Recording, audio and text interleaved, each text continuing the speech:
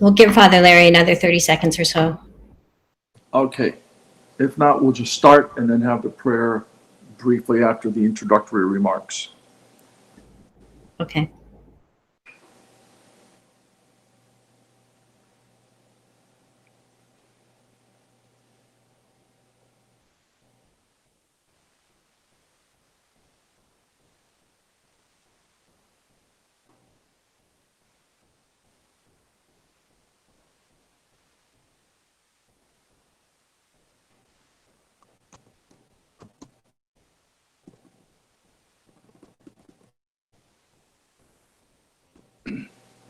Would you like to begin?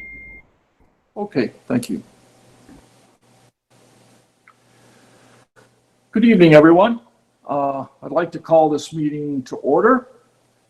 And if Father Larry was going to be joining us very shortly, so we'll have the opening prayer. But first of all, we want to apologize for last evening's. We had some glitches with the technical streaming, and we thought it was very, very important that the public certainly have access to this meeting, be able to view us, and hopefully everyone is able to access it tonight. So thank you for your patience, and we appreciate that.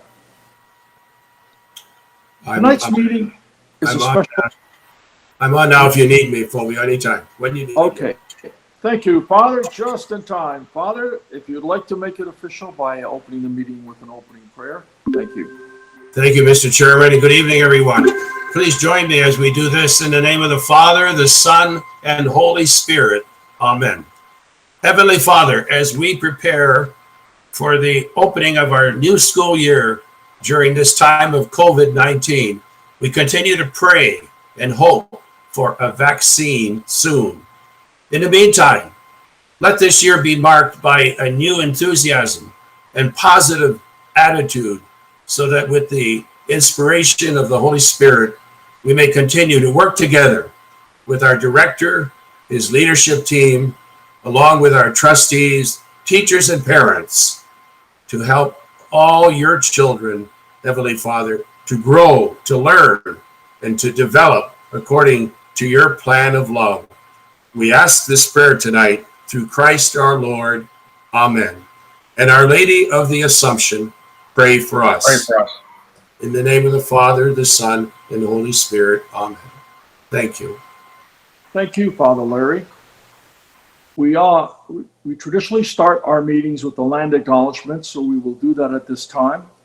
While it is a well-traveled land, we'd like to respectfully acknowledge that the land on which we gather today is the traditional territory of the Three Fires Confederacy of First Nations, comprised of the Ojibwe, the Potawatomi, and the Odawa peoples. We're grateful to work, to learn, and to live in this area. Thank you. Welcome, everyone. This is a special meeting of the board. We thought we'd have a special meeting at this time because it was important that as soon as our plan was completed for the reopening, we've been getting a lot of questions. People are anxious to know exactly what that means, what's going to happen with the opening of the schools in September. In terms of their children, they've been waiting all summer for these kinds of details. This didn't just happen in the last few weeks. This is something that's been in the works certainly in the last over 3 months. Actually, since we closed in March, the schools, it's been, the thought has been there, and we've been evolving to this. There have been numerous consultations, and we'll elaborate on that in a little while when the director gives us the introduction. But the Ministry of Education, of course, has been paramount. The Ministry of Health has been involved. The local health unit has been involved. Our coterminous board, to whom we share transportation, there's been discussions with them.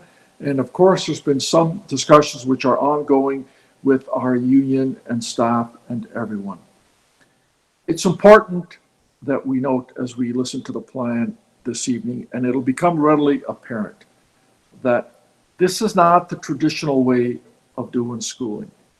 And although schooling has always been a partnership between students and their families and teachers and the school board, even more so now as we deal with the effects of COVID-19 and this adapted model of schooling.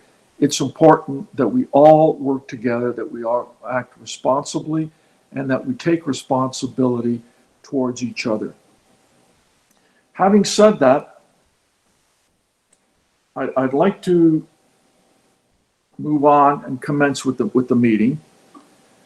And the first item, of course, is recording of attendance. All the trustees are present this evening, including our student trustees.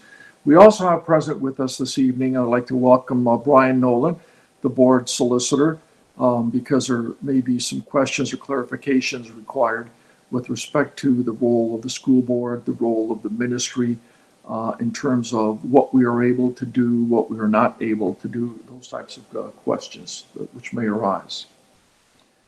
The approval of the agenda, there are no amendments this evening to the agenda as circulated, so I'm going to need a motion. So moved.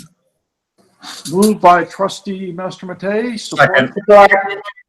support by trustee Polifroni, that the August 5th, 2020 rescheduled regular board meeting agenda be approved as distributed. Questions, comments? All in favor? Is there anyone opposed? And that motion carries. Thank you. Disclosures of interest pursuant to the Municipal Conflict of Interest Act. Does anyone have a conflict of interest that they wish to disclose at this time? None are noted. There are no presentations, although I guess the main presentation is the plan, but that will come from administration as a report. There are no delegations that have registered in terms of speaking this evening.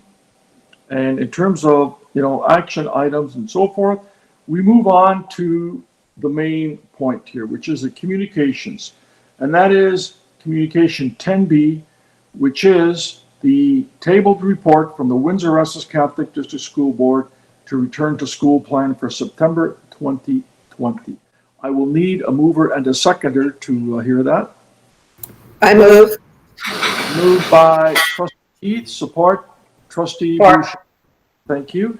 That the board receive the Windsor Essex Catholic District School Board return to school plan for September 2020 as information and discussion. Anyone opposed? All in favor? And that motion carries. Thank you. Director Lyons, if you could give us a brief introduction and introduce the plan and the different members of administration, which will be explaining different aspects and then answering questions. Thank you. Thank you, and through you, Mr. Chair. It's our pleasure as senior administration to bring our plan forward this evening. Our plan is based on a risk reduction strategy. Nothing we do in life is without risk. With COVID, there is no single measure that will prevent the exposure or the transmission of this disease or of this virus at this point in time. So our plan involves multiple strategies, which when combined will minimize the risk of transmission or exposure. Our plan is based on research from around the world, other countries, other provinces, as well as in conjunction with the Ministry of Education and working closely with the Ministry of Health.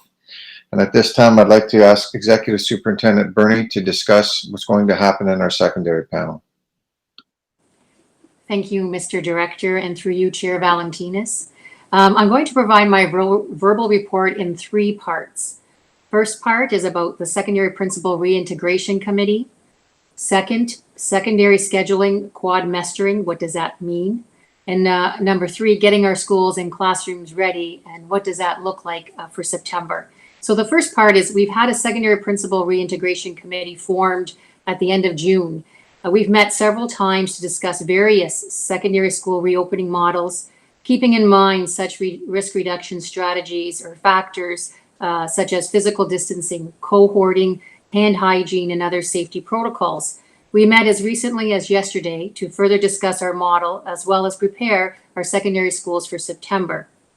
Having these voices, our secondary principal voices at the table, has been very beneficial and is key moving forward. Secondly, the secondary scheduling, which is called or entitled quad mestering. As you know, our secondary schools are set up in semesters, 2 semesters with 4 periods each semester. In a quadmester, the actual semester is divided into 2 blocks with 2 periods in each. Each block is approximately 9 weeks in length, which is approximately 45 days, half of a semester. So September 8th to November the 11th is the first block of 9 weeks, 45 days, including exams for period 1 and period 2. November 12th, the second part of the quadmester, all the way till February 1st, will include exams for periods 3 and 4. As you know, our 8 Catholic high schools, 4 of them have a population between 550 and 660. When you take those numbers and divide them in half, we have approximately 275 to 330 students that may be attending our mid-sized secondary schools in September. We also have 4 large secondary sites. Student population is approximately 1,200 in each. So half of that population is 600.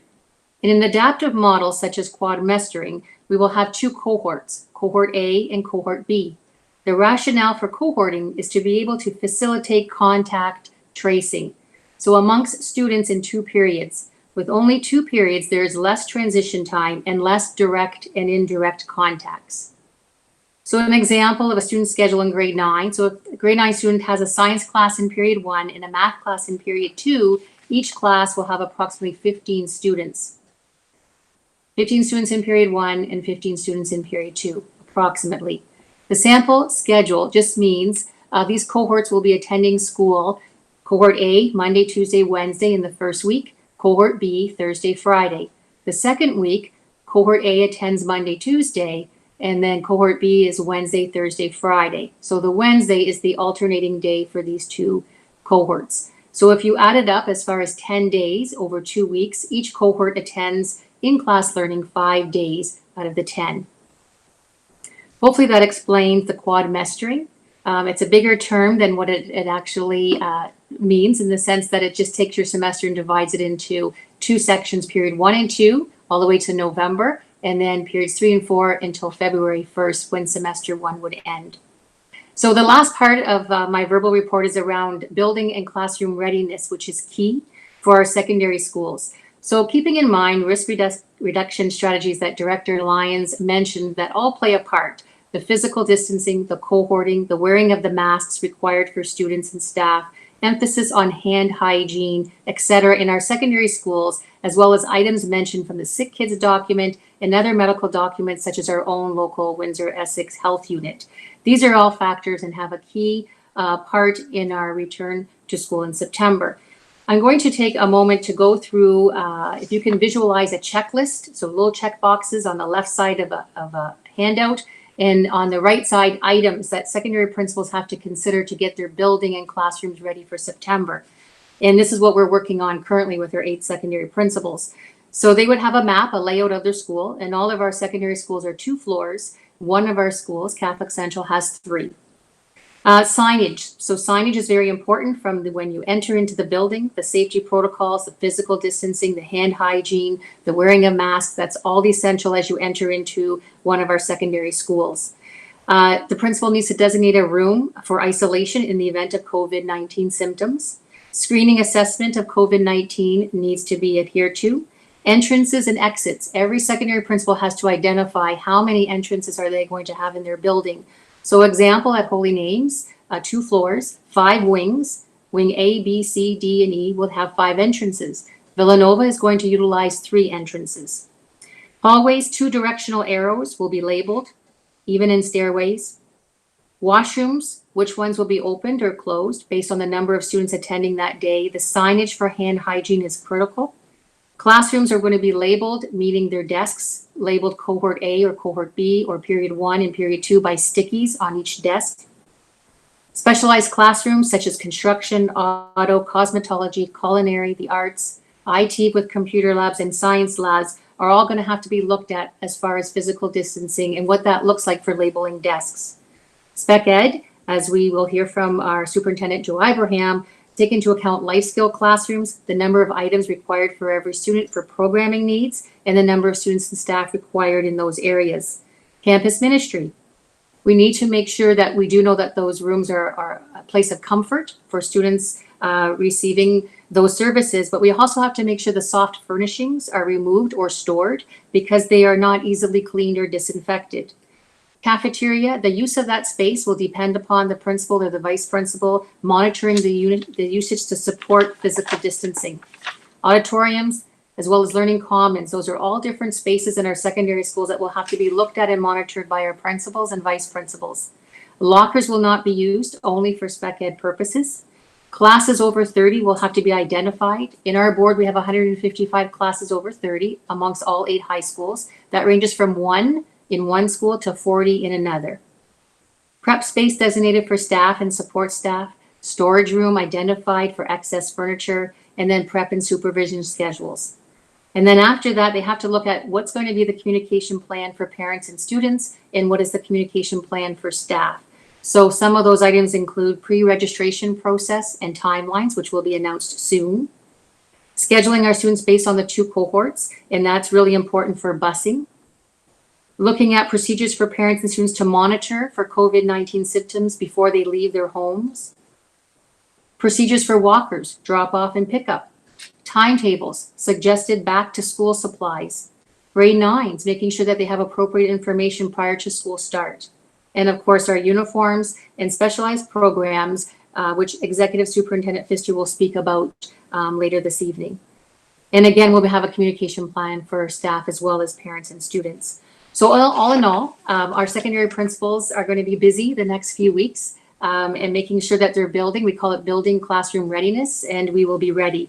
I think in closing from this verbal report, as Director Lyons mentioned, we need to continue to focus on what we can do moving forward, and it will take a community effort with our principals, our vice principals, and our staff, as well as our parents and our students in order to establish this new norm for September. Thank you, Mr. Lyons. Thank you, Mrs. Burney. Superintendent Farron, please. Thank you, Mr. Director, and through you, Mr. Chair. An elementary reintegration committee was also formed in June, and it consisted of several principals to discuss and plan for the various models.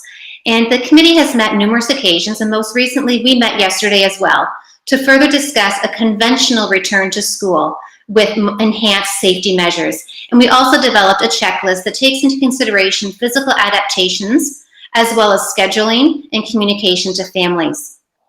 As you're most likely aware, a conventional return to school means that all elementary students will attend school 5 days a week. Over this past week, I've had the opportunity to work closely with one of our elementary school principals, as well as their kindergarten educators to rethink their classroom layouts, to rethink their spaces, their indoor spaces, as well as their outdoor spaces, with these new safety measures in mind.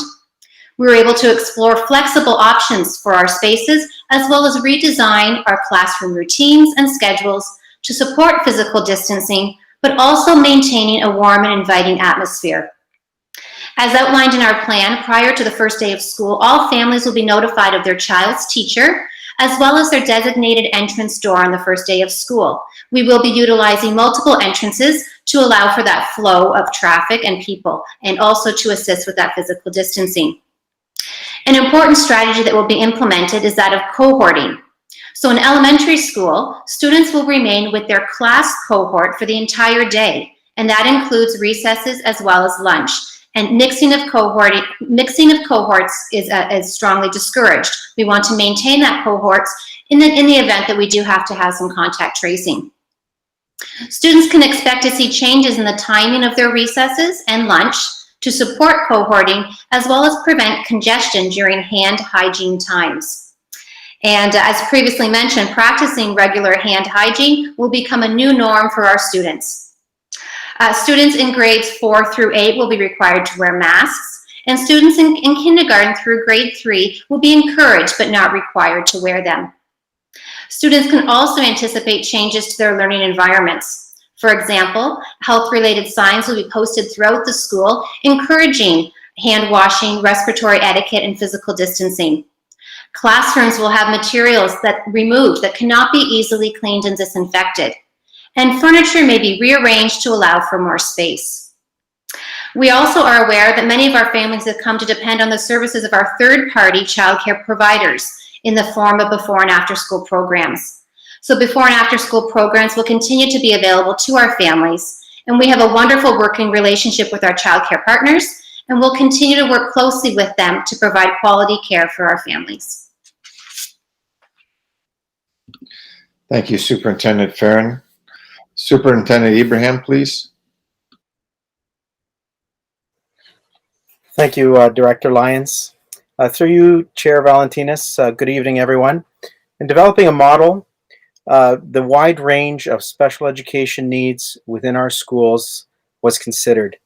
Within our model, IEPs will be reviewed, updated, and developed according to an individual student's needs, as usual, but we will also consider the new school environment, including remote learning needs. For students with complex needs, consultation between parents and the school will take place to plan for a successful transition and school year. In our elementary schools, all students with special education needs will attend a full day, 5 days per week, as per the previously described model. In our secondary schools, students with a high level of special education needs who are participating in programs with alternative non-credit courses or who have a developmental diagnosis requiring intensive intervention and teaching support will have the option of attending every day by being assigned to Cohort C. As mentioned previously, this will involve consultation with parents. And to maintain the integrity of the cohorts, students in Cohort C will be assigned to one class and attend the same class every day the schools are open. Students with special education needs who are participating in regular credit programs and working toward fulfilling ministry curriculum expectations will attend as per the secondary adaptive model in either Cohort A or B, as previously described. In all schools, teachers, educational assistants, and other special education staff essential for daily academic programming will use personal protective equipment when physical distancing is not possible. And other special education services, such as psychological services or speech language pathology, to just name two, as they are required to support students, will be scheduled and provided outside of the classroom area with the necessary personal protective equipment and protocols being followed. For our students who may be medically fragile, consultation with the local health integration network and parents will take place at the school level to create and implement plans to support the health and safety needs of our students and the staff who work with them. With regard to mental health and well-being, we recognize that mental health and well-being is a priority for a successful return to school. Through ministry funding, mental health supports to students continued throughout the summer. In preparing for the return to school, all of our mental health staff will be available in the 2 weeks prior to school starting. They will accept referrals and will provide support to mitigate anxiety and other mental health concerns. Our mental health professionals will be working with school staff, parents, and the student to provide direct service or referrals to community supports as appropriate. Additional training specifically for supporting students who are dealing with mental health issues related to COVID-19 has been provided to our mental health professionals, and our school staff will be provided with additional training and resources to create welcoming environments and to better identify students who are struggling in order to refer them to the appropriate services. Parents or students who feel they require mental health support will have ongoing access to these supports through the school throughout the school year. Thank you, Mr. Director. Thank you, Superintendent Ibrahim. Executive Superintendent Pfister, please. Thank you, Director Lyons, and through you, Chair Valentinas. Our specialized programs will continue, as they always have, in their present forms to provide the quality programming to engage our students. and to support their interests, their passion, and post-secondary options and destinations. So our programs will follow all the guidelines and expectations outlined by the ministry, by our board, and by health officials. In particular, the academies, again, maintaining as much normalcy as possible in the quality program that our kids are accustomed to. We're working in concert with our community partners in their facilities. We're preparing for a number of scenarios based on the province declaration of when Windsor Essex moves into the next stage of stage 3. We consulted with provincial sports authorities, Hockey Canada and the Ontario Hockey Federation, and their associated guidelines and recommendations. Their recommendations are based on the medical advice from the Chief Medical Officer of Ontario, and that person is responsible for all professional sports organizations and medical advice and guidance regarding decisions, impact, and any risk management decisions. Planning under the quadmester model to schedule skills sessions with our skills experts and our teachers is in progress right now. We will provide our families with specific protocols associated with participation in the academies at our community facilities, and that includes our partnership with Central Park Athletics and our local hockey rinks for either the Volmer Center or Atlas Tube, and that includes our before school program known as Future Saints and Future Wildcats. Cooperative education, again, will be based on the quadmester model and school day, wanting to ensure normalcy as much as possible by providing morning and afternoon co-op placements through each of the 2 semesters. The majority of co-op employers are unable to accommodate our students for a full day unless so desired.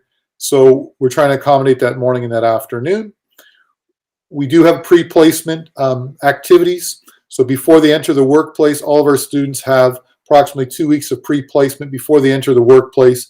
And in particular, we have developed a COVID-19 pre-placement module for which students have to complete. And additionally, any work placements that will require a risk assessment prior to our students entering into their facilities. And then students will be required to not only follow the COVID-19 modules, all necessary precautions, but any site-specific or work-specific safety protocols as outlined by the employer, up to and not limited to PPE for our construction students, along with all health and safety standards. Our OEAP and Specialist High Skill Major programs will continue in their present form, and again will be used to prepare students for their interests and their initial post-secondary destination. We're working in close contact with the Ministry of Labor, Training and Skills Development to register our students as apprentices when we are allowed to do so. At present, there was a freeze. We anticipate that freeze will be lifted and we'll be able to register our students as normal. And there's no worry from the end of our parents and our students who are apprentices, especially in our construction academy. Those apprenticeship hours will continue to accrue, and it's a matter of just backlogging their activities. A few smaller programs. Some of our students have enrolled in online or e-learning prior to this pandemic. It's just part of an option that students have to take their 110 hours of secondary credit online. We are part of a larger consortium called the Ontario E-Learning Consortium, for which we have to declare our intentions for the quadmester model. Once they receive our model, then we can again provide protocols with respect to a student's timetable through the full semester or the quadmester piece. And then the last piece we're working on in conjunction with my colleagues at the senior table is looking at the possibility through facility services and the community use of schools and providing the international language program, formerly known as heritage languages, that our families are accustomed to taking from K to 8 within our schools in both Windsor and Essex. So we'll align again all of the ministry, all of the board, and all the health and safety protocols necessary to ensure that those programs are safe. And we look forward to presenting them and supporting our students and providing that quality programming. Thank you, Mr. Director. Thank you, Mr. Pfister. Mr. McKenzie, please. Thank you, Mr. Director, and through you, Mr. Chair. Good evening, everyone. Through the Ministry of Education and the Ministry of Government and Consumer Services, the Board's Facility Services Department, along with the Board's Business Department, are working to procure hand sanitizer, masks, gloves, gowns, cleaning supplies, and other necessary items. We should have these items in place very shortly. And as a part of our plan, we will have stands placed throughout our schools, which will contain hand sanitizer for easy access throughout the buildings. Elementary schools that have sinks in the classrooms, these will be revamped and utilized for hand washing within the elementary school classrooms themselves. We're working with the Board's Human Resources Department as well, and we will be hiring temporary cleaners. These staff will be dedicated to providing enhanced cleaning throughout the day throughout our buildings. And lastly, our Facility Services Department will continue to work with our School Reintegration Committee to ensure that the schools are ready for September. Thank you, Mr. Director. Thank you, Mr. McKenzie. Mr. Fields? Thank you, Mr. Director, and through you, Chair Valentinas. So our communications plan is going to be very similar to what most of our stakeholders have already become accustomed to. Immediately following this meeting, we'll be posting the plan that is in the agenda package tonight to our website. And that includes a generic email account where people can provide feedback on the plan. It will also be shared via social media, and there will be a voice message going out tomorrow. We're also doing a site visit tomorrow at a couple of our schools for local media so that they're going to be able to get a sense of what we're actually going to be doing in our classrooms. Some of the other superintendents have already mentioned communication. And it's important for people to know that this plan is certainly not the last word that we will have on what our return to school plan is going to look like. Currently, we're working on some more specific guideline documents for students, parents, and staff. And those documents are going to be informed largely by the feedback and questions that we receive from parents, but also from some of the specific protocols that we receive from the ministry and our colleagues at the health unit. Once those are done, those are going to be posted to the website, shared via the usual avenues that we typically use that I mentioned earlier to those specific audiences. And of course, there'll be more communication directly from the schools as they will need to adapt this plan to meet the individual designs of their buildings. Thank you, Mr. Director. Thank you, Mr. Fields. And with that, I'd like to follow up, trustees, if I may, that Stephen spoke a fair bit to the fluidity of this plan. The plan will have to be fluid. The plan will have to be able to pivot based on challenges and circumstances that move forward. Part of what we didn't talk about tonight was Cohort D, or what we would call Cohort D, which are remote learners. At this time, it's not definitive what that's going to look like at this point in time. We're waiting for the PPM to still come from the Ministry of Education. We should have it in our hands for sure this week, in which we'll contemplate and take a look at it and provide some plan out again to trustees in terms of what that will look like. We're well aware that we may have families and children that are anxious coming back to school, so they may choose to stay home, and that they're well within their rights to do that, as well as we may have staff that have challenges that they may desire to remain at home. So some of that still needs to be worked out, so we're working on that as we move forward. Overall, this is an overarching template for our system. Amongst that, after this is released and our schools look at it, our principals will have a great deal of work to do in terms of implementing that plan at each one of their schools and each one of their buildings. We'll provide the strategic background for them, and then the actual practical aspects of what that looks like. We will work closely with our superintendents, school superintendents will work closely with our principals in order to implement these plans as we move forward. And with that, I will turn it over to trustees for any questions that you may have at this time. Thank you, Mr. Director, and thank you, superintendents, for the presentations. I'm sure there's going to be some questions, and so we'll now open it up to the trustees to ask questions with respect to any aspect of the reopening plan. I have questions. Trustee Polifroni. I have a list of questions from parents. Excuse me if some of the questions may have already been answered, maybe not, or if there's not any definite answers at this point. The first question is, if a student is already signed up for an online class, will that happen across the full semester or in a quadrimester format? We, at this point in time, we'd be looking at that happening in a quadrimester format. If you are you referring can you be more definitive about what you're referring to with an online course?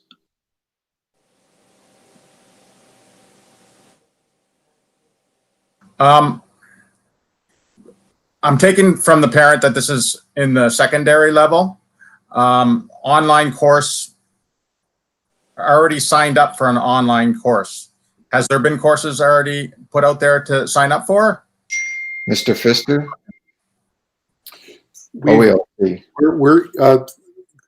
Thank you, Mr. Director.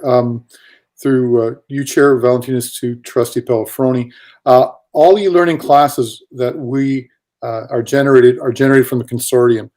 We have to submit our plan for quadmester to the consortium this week, at which point a decision will be made with respect to that e-learning class being offered over the entire semester or being offered quadmester. Because we're in part of the consortium, our students are allowed to take courses beyond the jurisdiction of Windsor, Essex, and students across Ontario can take some of our 9 courses that we offer online out of board. So the logistics, given designated and non-designated schools, is a bit complex at this point. So it seems that we're waiting until we can get everyone's plan together, at which point a decision will be made that it may be a full semester online course or it may be quadmester. But one thing I need to mention up front is that an e-learning course is only designated in a spot in a student's timetable. It's asynchronous, which means that students can work ahead. They can work at their own pace. So there's not a definitive time during the day for which those students would work on an e-learning course. So actually quadmestering it becomes a bit problematic. So it's more wait and see. We'll be able to address that with our e-learning students.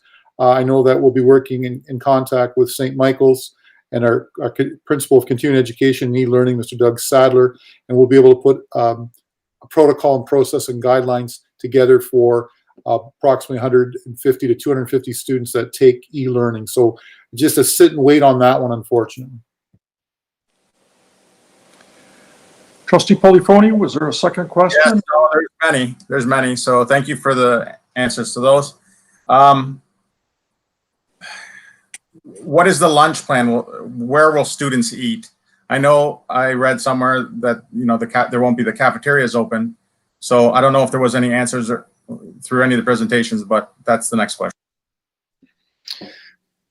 Thank you for the question, Trustee Polifroni. At lunchtime in elementary school, the kids will be eating in their desks or in their classrooms for the majority part of that time. In secondary, depending on the schedule that's outlined, that will depend whether or not there will be lunch hour.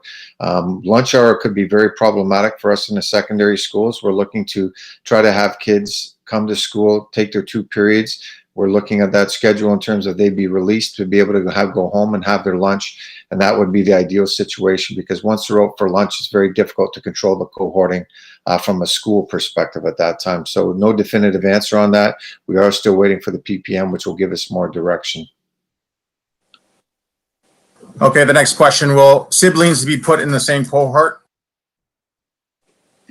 That is a consideration that we will definitely try to maintain for sure. It makes sense. And that's something that we worked on from the beginning. Okay, so if we put the lockers, where will students store their coats? If backpacks haven't been allowed in class, will they be now? Mr. Chairman, it's a bit of a point of order, if I may. Yes. Yeah. Instead of, with respect, instead of focusing on one trustee who may have 10 or 15 questions, maybe you can rotate the thing around to various trustees who may also have some questions. I should have mentioned, I'm going to allow a maximum of 5 questions, and then 5 questions. Another trustee, and then we'll go back. And so everyone will have an opportunity to ask all their questions. But as you mentioned, Trustee Alexander, we will move on. So I think that was 3 questions from Trustee Polifroni. We'll let them do 2 more, and then we'll give other trustees a chance, and then we'll go back. Trustee Polifroni? Do you want me to repeat the question? Please. Okay, so if we aren't using lockers, where will students store coats, etc.? Backpacks haven't been allowed in class. Will they be now?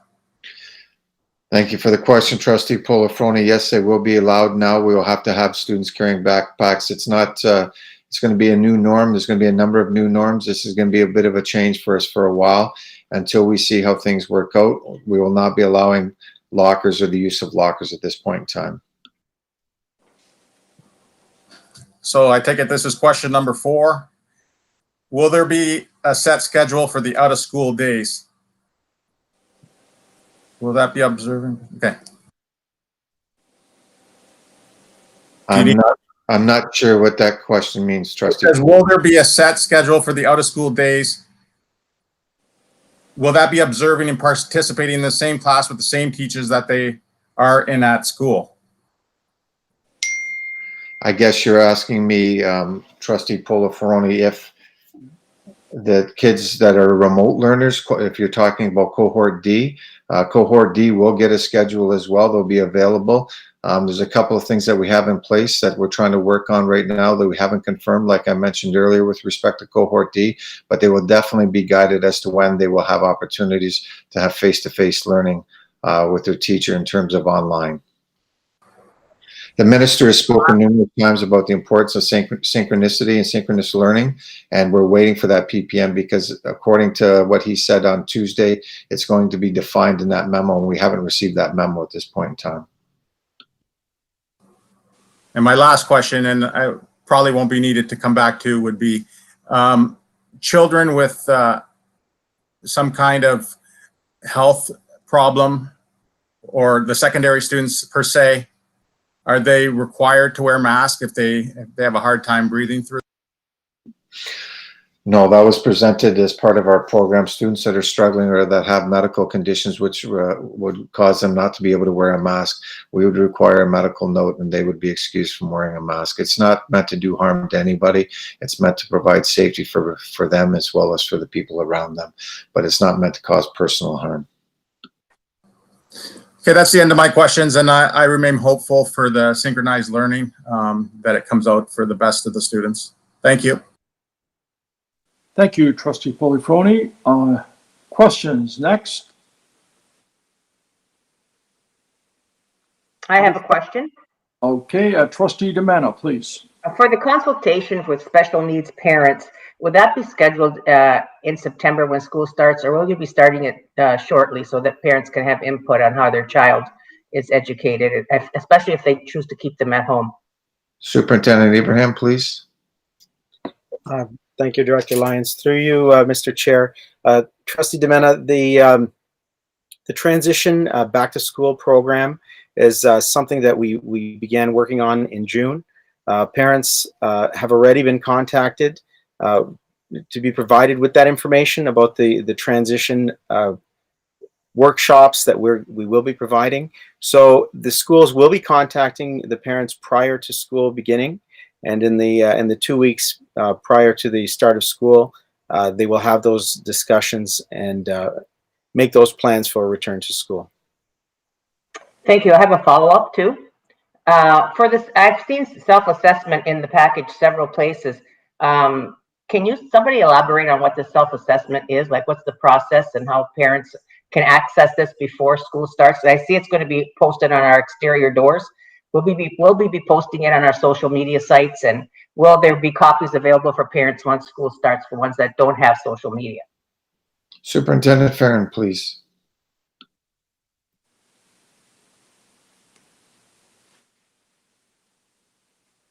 Melissa, your mic's not on. Oh, thank you so much. And thank you for the question, Trustee DeMena, and through you, Mr. Chair. The screening questions will be available to families prior to the start of the school year. The health unit is actually finalizing a checklist for parents. So yes, we will be widely communicating this to our families as well as having it posted. Thank you. Another question, Trustee Chair Valentinas. For the online elementary learning, if parents want to keep their children at home and have online learning, they must notify the school first so that can be arranged. Is that correct? Superintendent Farron, please. Yes, that is correct. We will have parents will have an opportunity in which to indicate whether or not they're going to be attending in person or remote learning, and they will have an opportunity to indicate that, and then they will be provided that learning remotely. Thank you. And a follow-up again, I do have a question from a parent. Will children be allowed to wear shields? I didn't have an answer for that one, so I'm asking you guys. Trustee Demena, that's a great question at this point in time, depending on the age of the child. Right now, the ministry has indicated to us that masks are the way to go for any students from grade 4 to 12. Primary grades, though, I'm not sure about the answer to that question, because masks are optional at that point in time up to each child. So I'm not so sure that the ministry would take a point on shields for primary students. Thank you. Trustee Demena, that was 4 questions. Is there another one at this point? Not right now. I may wait till later. Thank you. Thank you. Trustees, questions of administration? I have some, Mr. Chair. Trustee Soulier, please. Thank you, Mr. Chair. Over the past number of months, as we've been working towards getting schools back up and running, I think there have been a number of experts who have talked about the ideal for students, and the ideal being that school would be a safe place for our kids to be during this pandemic. And I think that it's been very good to see our community coming together, including our community partners in health, to come up with these plans in order to be able to hopefully get to a place where we can have our schools be that safe place for our kids. One of the key pieces that we've been adding to our school environment over the last number of decades has been childcare. And I'm just wondering if all of our childcare providers are going to be back with us in the fall, and if parents who need that service will be able to access childcare before and after school in our schools. Superintendent Farron, please. Yes, thank you, Trustee Soulier, for the question. We have a very close relationship with all of our child care providers. They are third-party providers to us, but we meet regularly, and we have met regularly throughout the summer. And it's going to be a decision they're going to make, and it's going to be dependent on many things. As you know, their ratio numbers, their ability to staff their programs accordingly, and also the demand for that child care as well. So as far as whether or not they're able to all open for our before and after school care, I am hopeful that they will be able to secure the staffing that's necessary, but they do provide, they have been provided extensive guidelines through the Ministry of Education as well. So they know what's required. We are working, like I said, in collaboration with them, as well as our City of Windsor Consolidated Municipal Service Manager. So I'm hopeful, and like I said, we have a good working relationship, and it's a priority for us to be able to provide that service for our families, as we know they so desperately need and rely on that care. So we will have more information in the weeks to come, but again, I remain hopeful that they'll be able to continue to provide that care to our families. Thank you for that. I suppose at this point, it's difficult for our child carers to know, because the ministry just gave us direction a little more than a week ago as to what this is going to look like. So I feel for them. I also feel for the families that are going to be looking for that care, so that they have someone to care for their young children after school hours or before school hours as well. So hopefully that can come together sooner rather than later, and we can provide our families with that information. On the same topic though, with regard to the guide to reopening Ontario's schools, the ministry refers to the maximum number of contacts that a student in elementary schools will have, hopefully being limited to approximately 50. So when I look at the reality for my kids when they were in elementary school, where they were taking the bus in the morning So now they would be on a bus with 24 students, then going to a classroom with maybe 25, and then after school being in after school childcare with another 20 or so. You very quickly, if you're adding up all of those, we're way beyond the 50, and that's before including staff at the school and if there are any special services that are provided to the student during the school days. So I guess my question is, and if the ministry has identified that the maximum that a elementary age student comes in contact with in a day is 50, am I adding this up right? Am I looking at cohort in a wrong, am I defining that properly? Can you just maybe respond to that a little bit to try and clarify just exactly what we're looking at there? Actually, Trustee Sawyer, you were absolutely right. Your math is right on. As far as cohorts go, yes, you're right. The bus would be one cohort. The classroom is another, and then your child care, if you are receiving services before or after school, is an additional cohort. So there is the potential to get to that that threshold of that 50. Mind you, not every child will be part of all three cohorts, but your math is correct.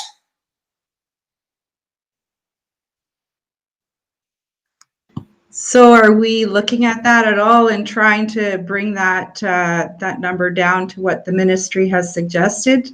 Is that something that elementary principals and our administrative staff are looking at? Is it something that the ministry may address with limiting elementary size classes or limiting bus size or something of that nature? Maybe Mr. Director? Thank you, Trustee Sawyer. The only thing that I would add to that conversation has been had with the ministry officials. There is going to be some repetitiveness between kids that ride the bus, so that cohort may not be as big as what you contemplate, as well as kids that are in daycare may be repeat kids, so that cohort might not be as big. But the cohorting that they're talking about is basically the cohorting within the school. They're not necessarily contemplating the cohorting outside of the school, because we can't really control the cohorting outside of the school. If a kid goes in his neighborhood, that cohort is already, expanded as well, with 10 kids that don't necessarily go to that school. So the cohorting specific to the school in which the child's attending. It's very difficult for us to estimate what the cohort would be outside of the school hours as well. But I do understand your point for sure. Just one more on, not necessarily on childcare at this point, but I did have a couple on mental health and the supports that are available.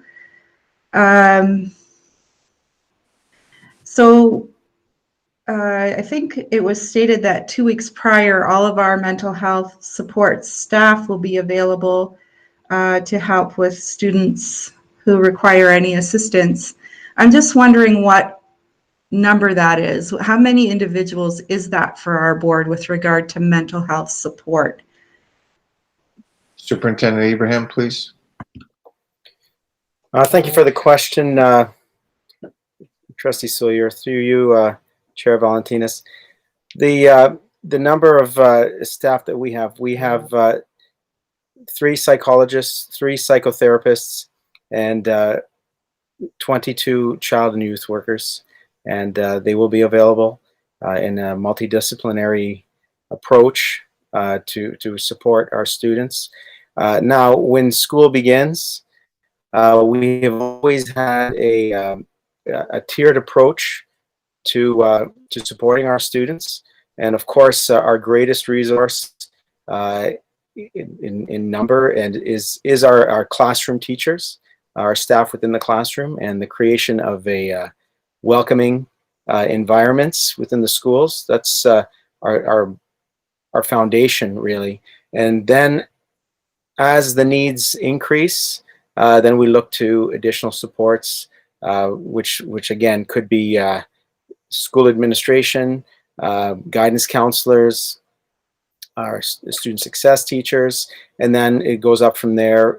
That could include our, like I said originally, our psychotherapists, psychologists, and Then we get to another level where we would refer to our many community partners, depending on what the need is. So we are maximizing the use of our staff, and we have created pathways with our community partners to help students get the help they need as soon as possible.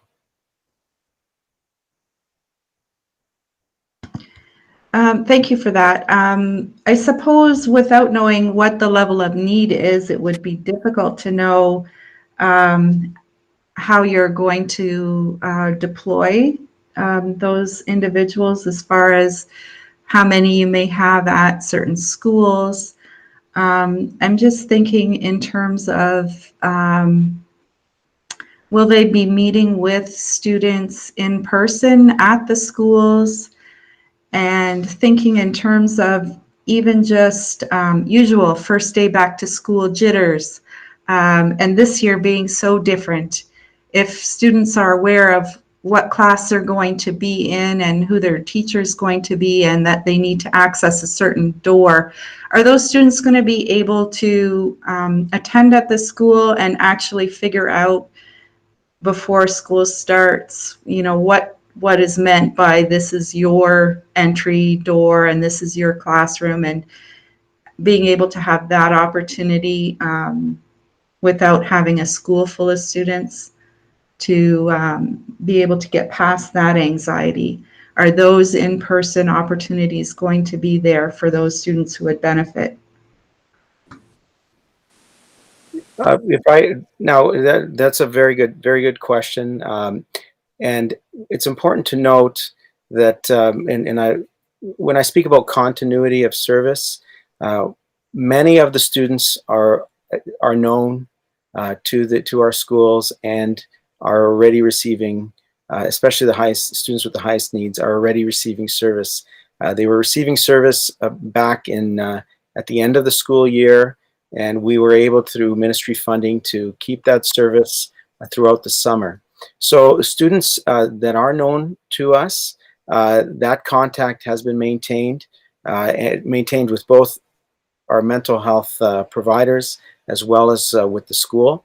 So those individuals, those students, that could be part of the plan, where they would come to the school, just to touch base. That could be arranged, and that will be part of the discussions that will take place, where they would just come to the school. Maybe they could be shown the door that they'd be coming into, and if they have any questions that could help to alleviate their anxiety. The other important part here is the additional training that we will be providing to our principals and to our teachers, because some students really, it wouldn't come to light, their anxiety, until they actually come to the school. So we want to be able to respond to that, and it could be just like I said, being at the door to welcome them as they're coming in. They might be fearful as to what the school might look like. So there will be ways to create that welcoming environment, so that takes away some of that anxiety. And there will be those who require more service, and it's going to be important to recognize those students as quickly as possible, to speak with the parents. And we have the referral forms. We have our central team, and we've done. There are a lot of work has gone into the last few years, utilizing technology and training to ensure that those referral forms are being used appropriately, and to keep those pathways as clear as possible to service. So a lot of the work that's taken place in the past will benefit us now, and we're going to supplement and shore up our services with additional training, in collaboration, by the way, with School Mental Health Ontario, who has been providing the training throughout the summer as well. Thank you to administration for the answers to my questions thus far, and I really appreciate the effort that everyone has put in over the past several months trying to come up with a safe plan for our kids. I do have some other questions, mostly based on the procedure, and I'd be happy to hold those, Mr. Chair, until others have a chance. Thank you. Thank you, Vice Chair Soulier. Other trustee questions? I have a few. I'm sorry, I faintly heard, but it's not appearing on my screen. Who's that? It's Mary Heath. I have a few questions too, Chair Valentinas. I hear you loud and clear now. Trustee. Thank you. I was muted. Knowing that this school opening plan is a draft plan, and as we've heard many times, this is a moving target. Many of the questions and concerns brought to me by parents from Tecumseh were about operations. And I know now that many of them we can't answer specifically, but also many have already been answered. But just to make the point that some of the things brought to me were to do with monitoring school cleaning and the cleaning of children's toys and the manipulatives in the primary grades, monitoring student and staff mental health, monitoring social distancing, monitoring hand hygiene. So, and as I say, many of these questions have already been answered, but I just wanted to more or less go on record that parents have reached out to me.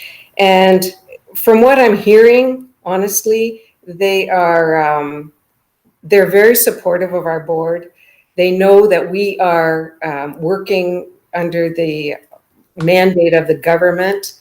I think most of them have concerns about what the government has put in place, not necessarily what our board is working very hard to put in place. They know that this is a risk reduction plan, and I think they understand that. So I too want to thank those who have put so much work into this, and this is basically what I'm hearing from parents who have contacted me. So thank you. Thank you, Trustee Heath. Further questions? I have some. Thank you. Trustee Bouchard. Okay, I'm going to keep these to 5. Am I allowed to do like a 1A or no? That's pushing it, isn't it? Okay, I'm going to start specifically with our middle schools. When I looked at the Sick Kids document, and they are referring to physical distancing, they do talk about specifically middle and high school students. I'm just wondering has the ministry given any flexibility to boards that do have middle schools, or are middle schools being treated the same, like the 7 and 8s are being treated the same as a K-8 school? Thank you for the question, Trustee Bouchard. Just before I got on this evening, I just received another email stating specifically that one of the boards in their school board plan was trying to treat the 7s and 8s differently in the middle school, and we are not allowed to do that. The 7s and 8s have to be treated the same as the elementary schools. Okay, thank you for that. This is where I was wondering if B could be part of one. Our middle schools don't have a recess. And I'm not sure that everybody that would be watching would know that, but there are the 3 middle schools, and I know that they don't have a specific recess like those grade 7 and 8s that are in a K-8 school. During these different times, is that something that's being considered? Because I know at the middle school they have a different timetable. They'll have late clubs at lunchtime instead of a lunch recess. So I'm wondering if that is something that's being considered for these students, so they get a chance to go outside and take their masks off and whatnot. Superintendent Pfister. Thank you, Mr. Director, and through Chair Valentinas to Trustee Bouchard. I just wanted to kind of go back to your question 1A about the middle school piece, even though the director went directly with respect to what the province is doing. We have not the luxury, but the advantage of taking our middle school students at Corpus Christi and house them at Central Park Athletics. So given the cohort of our middle school students in grades 7 and 8, at Corpus, we've already spread them between 2 different sites. So what we're contemplating, again, in concert with my colleagues at the table, at the senior admin table, plus Principal Dean Favreau and incoming Principal of Academies Schiller, we're looking at keeping the students, the middle school students that are involved in the academies at Central Park all day, so they wouldn't return in the afternoon. Plus, we're also examining the possibility of them not reintegrating on Wednesdays. So if you recall, on Wednesdays, everyone is back at Corpus in the building. So again, a consideration was to have the students remain at Central Park Athletics all day, 5 days a week. And in doing so, I think that would alleviate some of the stress with respect to the 7-8 concern. And we're not bending the rules by any means or contravening what the ministry is doing. We're actually doing is just value added because of our programs at Central Park to spread them out over 2 sites. If that helps answer question 1A. That does, actually. That is, it's very creative, and I appreciate that. And it also alleviates the issue for parents that are choosing to opt out of busing either to or from school, but then that alleviates that busing from Corpus to CPA as well, right? So I know there were a couple parents that did have a concern about that. They were going to opt out of the busing for pickup in the morning or drop off or whatever for their child, but they were wondering what was going to happen in terms of if they did still participate in an academy. So that answers that question as well. Thank you. Trustee Bouchard, do you have some additional I was questions? still waiting to hear if there was anything about recesses, though. Oh. Thank you. Superintendent Farron? Yes, thank you for the question, Trustee Bouchard. Actually, Mr. Favreau, he is one of our middle school principals. He sits on the Elementary Reintegration Committee. And we did that strategically because we wanted somebody with that middle school experience, their voice at the table. So he's been part of all of our conversations around how do we be flexible in what that outdoor time is going to look like. So he's already rethinking what was typically club time or activity time, and again how we can keep those students again cohorted, so with their class, but provide them outdoor time. And one way to do that is through our daily physical activity time, which is our DPA. So that could be outside, with their classes. They can also be strategic in their supervision schedules, again, where part of the school would go out, again, get that fresh air, get that opportunity to take off their masks, where part may be in, and they may alternate that. Again, maintaining that idea of physical distancing and controlling the flow of traffic. But it's really important that he's been there at the table and kind of brainstorming with the other elementary principals how he can accomplish such. All right, thank you. It's nice to know. I had no doubt that would be top of mind as soon as I started thinking about it a little more and realizing that those middle schools, that the club time wasn't going to be what it has been. So thank you for that. My next question is regarding busing. If a family opts out for the start of the year, are they then not eligible for busing for the rest of the year, or is that something that they can opt in later? You can answer that one first, and I have a follow-up for busing as well. Thank you. I'm going to defer that to Superintendent King, please. Thank you, Mr. Director. Through you, Chair Valentinas, to Trustee Bouchard. No, they can, it's not for the whole year. If they opt out, they can request transportation at any time. However, there may be about a week transition time because of the limited spacing on the bus for that new transportation to take effect when they do request it. All right, perfect. And a week transition time is very reasonable in my opinion, so thank you. But I did have a follow-up for busing in terms of a family that opts out at the beginning of the year, and they were a family that was grandfathered in for busing due to other circumstances. Does that grandfathering stay with them whether they opt in or out? Does it just stay with that student? Again, yes, the same essentially as the first answer. Grandfathering does stay with the student, and they can request that transportation if they're not taking it or choose to not take it initially. They can request it at any time, and their grandfathering status still remains. However, there is a transition time because of the limited space that will be on the bus. All right, thank you. That's very reasonable. Okay, Chair Valentinas, what am I at here? Is that 3 or is that 4? Oh, you're muted, sir. My apologies. You're at 4 coming up. Oh, so I've only done 3. Okay, so you gave me my A. Thank you, I appreciate that. Water bottle refill stations. Do all of our schools, I'm sorry, Director Lyons, I had to ask the question. Do all of our schools have the water bottle refill stations, or will they have them by September, or how are we looking at for that right now? Mr. McKenzie, please. Thank you, Mr. Director. Through you, Mr. Chair, to Trustee Bouchard. In terms of water bottle filling stations, we are making every effort to have them in place for September. With the obviously with the pandemic, the supply kind of had dried up. We weren't able to get them sort of through March, April, May, and we put our orders in, and we've been waiting. We've heard back that they will be coming shortly, and upon their arrival, we've already got sort of the means to have them installed right away. So we're waiting for them to arrive, and when they do, we will be able to install them. Okay, so we do have units that are somewhat in process for each of the schools then, is that correct?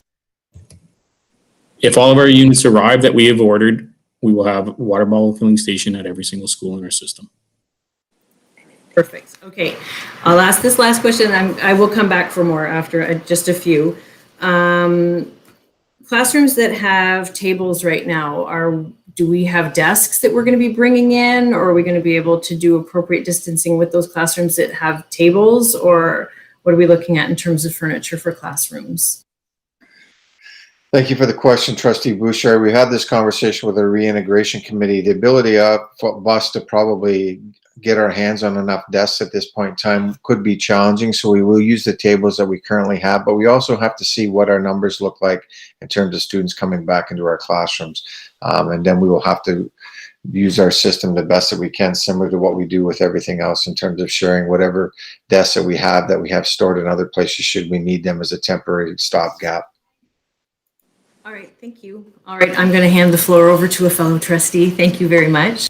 Thank you, Trustee Bouchard. Who's next here? Questions from trustees?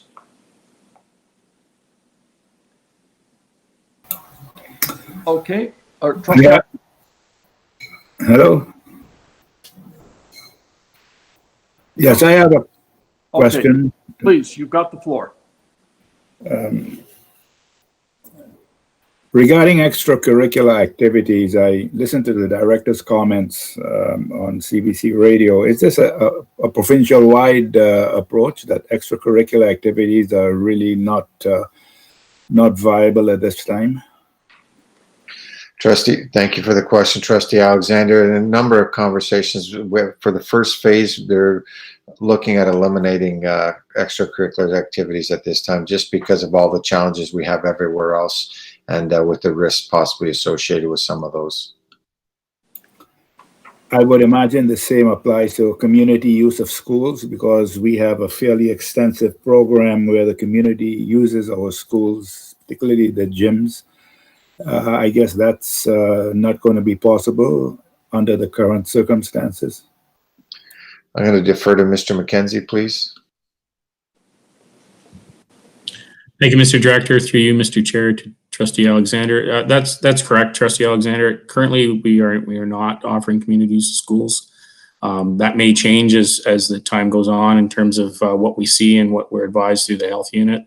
But currently, we are not offering community use of schools.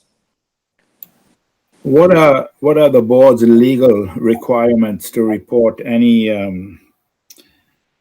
instances of someone testing positive for COVID-19, whether it's a family or maybe a member of the staff? I'm just wondering if we have particular legal requirements in that regard. Superintendent Norris, please. Well, thank you, Mr. Director, and through you, Mr. Chair, to Trustee Alexander. As indicated in our administrative procedure, there is an obligation on our board to report positive tests and to work with our health unit. I think if you look throughout the admin procedure. It's that obligation on our board to work in cooperation with our health unit. And I think that forms the basis of much of our obligation. So I think that is in response to your question, if you have something further. No, that's fine. Thank you. And one last question. The plan submitted by the minister is generally a template, and it's something that we have to go by. I mean, we really can't change the fundamentals of the plan as I understand it. We can tinker around the edges, but the plan is the plan. And is that correct, Mr. Director? Thank you for the question, Trustee Alexander. And I'm going to defer to Mr. Nolan, please.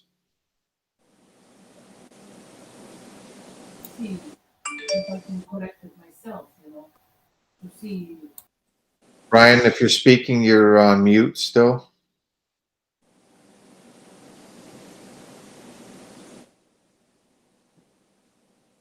Just when I needed a lawyer. Yeah. The answer to that question, Trustee Alexander, is yes, we did look into the legalities of that, and we are legally bound to follow the ministry guidelines at this point in time. We checked with Nolan. Somebody's mic's on. We checked with Mr. Nolan, and he verified that, and I sent confirmation of some of the comments. I will forward those to trustees as well. Mr. Nolan's mic was unmuted. Mr. Nolan, are you available now? Oh, I really want to hear the board solicitor. You know, I haven't heard his voice in a long time. I won't take that personally, Mr. Alexander. No, you shouldn't. That's okay.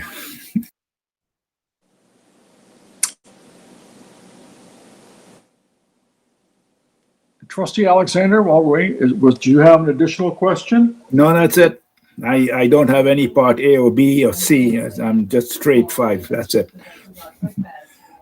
Just a reference to Trustee Bouchard. I know she's got a lot of other things coming up. We let her speak.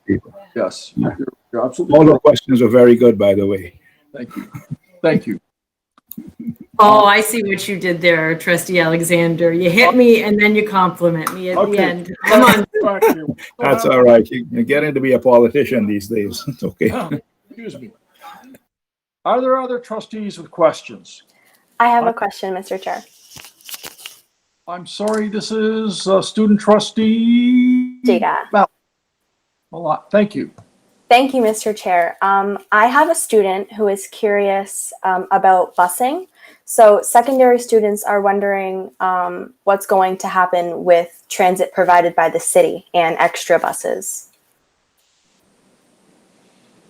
Executive Superintendent King, please.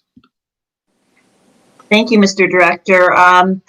At this time, the Transportation Consortium, now they've been in touch with Transit, and Transit Windsor doesn't think they'll be able to provide the same level of service as they used to. They used to do standing loads, but they are keeping us advised as they continue to get closer to September to know what they're doing. Unfortunately, that's the most I can tell you right now because that's the most that they've been able to share with us. Thank you. And if I can add, student trustee Malat, don't forget that you're only going to have half the school now attending on a regular basis, so the demand won't be as high. Thank you. Any further questions, student trustee Malat? That's it for me. Thank you, Mr. Chair. No. Thank you. Mr. Chair, I have a couple of comments, no questions. Okay. How about let's finish the questions and then, well, tell you what. Trustee Master-Mate, put forward your comment. Thanks, Fred. No problem. Couple of comments. First comment, as I've encountered people in the community and they all want to tell me their concerns and I respect and agree with all their concerns. My response to them has been, I have 5 grandchildren ranging from grade 3 to grade 10. I do not want to put them in jeopardy, just like they don't want to put their kids in jeopardy or their grandkids in jeopardy. But I have extreme faith in Mr. Lyons and the administration of all the hard work they've done. And I am excited about the prospect. Also, a comment I wanted to make before the meeting, yesterday's New York Times, Tuesday's New York Times, and they've run numerous articles about school restart. And I'm just going to give you a quick quote. And it says, key recommendations include staggering schedules, keeping desks several feet apart, sanitizing classrooms more frequently, providing ventilation and opening windows if possible, and requiring masks for staff and students old enough to wear them. And I noticed that all of those things are in this plan. So I am extremely optimistic that if and when a problem does occur, we're able to deal with it successfully and move forward. Thank you. Thank you, Trustee Master Matei. If there's no other questions, I have a question. My fifth question. well, your fifth, okay, I'm sorry. This is my fifth question. I'm allowed. I thought I meant first timers here. Okay, people asking for the first time, then we'll come back to Trustee Demena. Okay. Okay, if that's okay. I'll put. I have a question, Mr. Chair, if I may. This is Father Larry. Father Larry, please. Thank you, Mr. Chair. As you know, in the past years, we have had a faith day or a half-day faith day at the beginning of the school year, and it's always been a great success. I would like to ask the director if, due to these unprecedented times that we are going through, are we going to give up that faith day? I know we had talked about having something in August in a smaller family of schools. Are we going to have to take another look at that and delay that process, please? Thank you so much for that question, Father Larry. As you know, the PD days have been moved. There's 3 PD days before the school year starts this year. We haven't got confirmation from the ministry about the topics on those 3 PD days. We hope not. We hope that they recognize our rights and what's important to us to begin our school year. But I won't be able to give you a fulsome answer at this time, but it's something that we're definitely under consideration. But we know that part of our PA day is going to be taken up by mental health training as well as safety training. So those are 2 things. And we know the new math curriculum, there's going to be something about that as well. So we will try to maintain that as much as we can, Father Larry. And thank you so much for the question. Thank you. Further questions, Father Larry? Okay. Couple of questions that I've Mr. Chair, just a comment. Where I'm sitting, Mr. Lyons is right in the center of the screen. He reminds me of a hockey coach who taps the player on the shoulder and says, "You're on," and the guy jumps over the board. I am impressed with the way, except for our illustrious lawyer who is probably sleeping at the switch, I'm impressed that when Mr. Lyons says, "Mr. McKenzie, are you on?" and he's on. "Mrs. King, are you on?" I'm really impressed. You must have really trained these people well, Mr. Lyons. Thank you, Father Larry. We'll have Mr. Nolan contact you about the comment concerning him, but thank you. One of the questions I received was in terms of, we talked about there's some school visits tomorrow for the media, and parents were asking, are they going to be allowed to see how the classroom is set up prior to making a decision on whether their son or daughter goes back to school or does the homeschooling? Is that something that we're going to be able to accommodate? Because I know there's restrictions on, visitors to the school, and so I just pose that question. Mr. Chair, thank you so much for that question. That would be a very difficult process for us to be able to do based on all of the processes and protocols that we have to have in place, and based on we're trying to limit the number of people entering into our buildings. We'll take that into consideration and have a conversation, but my initial response to that is that's probably not going to be available, but we may be able to create something, a video or something about that, to be able to show them what a classroom would look like and have a virtual so that they could view it virtually. But in person, I would find it very difficult to put our people through more than what we're already going through trying to get prepared. I think that would be a challenge beyond the scope of what we have right now. Thank you. Thank you. And I think that would be great for those that have, high anxiety in that particular level, especially if their children are coming to school for the first time. It'll be helpful. The second question I had is with respect to the masking. There's been a lot of debate, the pro and con, with respect to masking, the effectiveness of it. And one of the concerns is that if you're wearing a mask for an extended period of time, it becomes very uncomfortable, it becomes problematic. Is there going to be an ability, or is this discussion still ongoing, for students that are required to mask because they're in grades 4 and higher?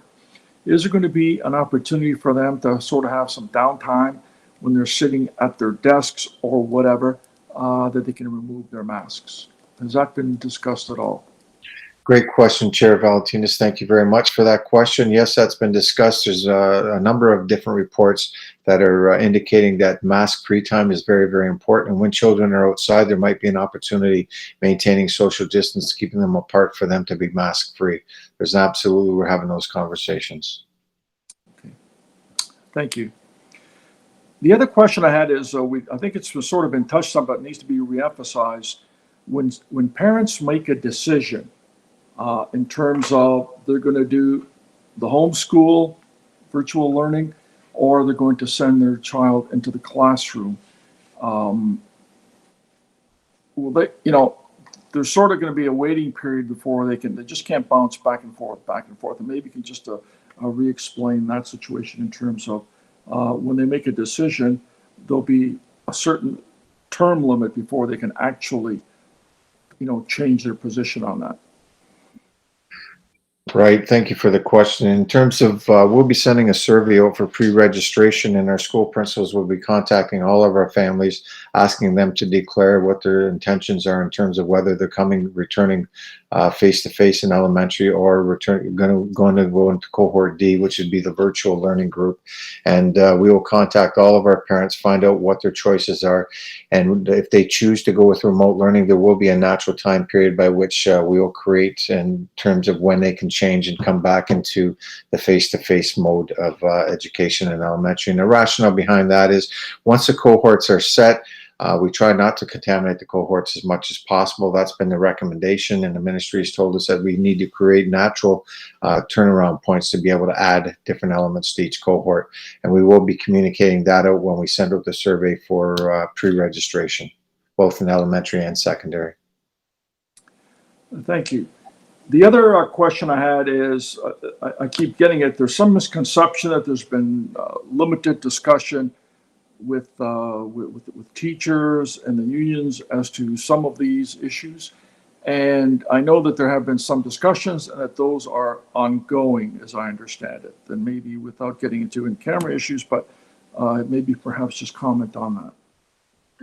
I can assure you that conversations have been going on at the provincial table. We've had very few conversations locally because locals are waiting to get their direction from their provincial bodies at this point in time. But I know for a fact there's kind of conversations going on between the ministry and the unions. Okay. Thank you. Okay, now let's go back to Trustee DeMena. Thank you very much. Follow-up questions or additional questions? I just have one. I realize that this document that you've worked on extensively and put in a lot of hours is a moving document. Since we are in stage 2 in our area, we're the only one in stage 2. And doesn't look like we'll be moving to stage 3 too quickly. Could the Premier, the Minister of Education, and the Health Department look at our area and alter this document in any way? Thank you for the question, Trustee Timena. And yes, they could. Absolutely, they could. They talked about having different areas, regional openings, and what that looks like. And so that has been part of the conversation, as well as boards depending on what the boards are like and where the boards are. And we may have regional decisions that we make that are different in some areas of the board and then others. But at this point in time, yes, that point, like I said, that document is flexible and it is fluid, and the ministry could affect that document at any time. Thank you. Thank you, Trustee Demena. Trustee Soulier, I believe you mentioned there would be additional questions possibly. Thank you, Mr. Chair. Just looking at the procedure that's the last few pages of the agenda package tonight. And I'm assuming that this document is also a work in process, being as things are changing daily as we put this plan together. I'm just wondering, for clarity's sake, with regard to Section 8, where it talks about physical distancing, totally understanding as the beginning where it says it's as much distancing as possible will be provided. I'm just wondering if somewhere in Section 8 we could actually spell out the minimum distancing that the ministry has provided with regard to 1 meter per elementary student, 2 meters per secondary student, if perhaps administration would consider making that change to that section so that it's more clear. And also just anywhere where the health unit is referenced as far as any of the testing or when students can return to school if they've been ill, all of those areas. I'm assuming that at some point we're going to have actual documents from the health unit that will spell out some of these terms, and I'm hoping that those will form part of this administrative procedure. Those are the questions that I have around the procedure. Thank you. Thank you, Trustee Soulier. Through you, Mr. Chair, I can answer the first part, then I'll turn it over to Superintendent Norris. I know there's a draft document that is being put together as we speak by the Ontario Health Unit with the government, as well as with all of the local health unit chapters, and that should be released probably within the next week or so. And in terms of being more specific on the procedure, I will turn that over to Superintendent Norris, please. Thank you, Mr. Director, and through you, Mr. Chair, to Trustee Soulier. Trustee Soulier, you are correct. This is a working document.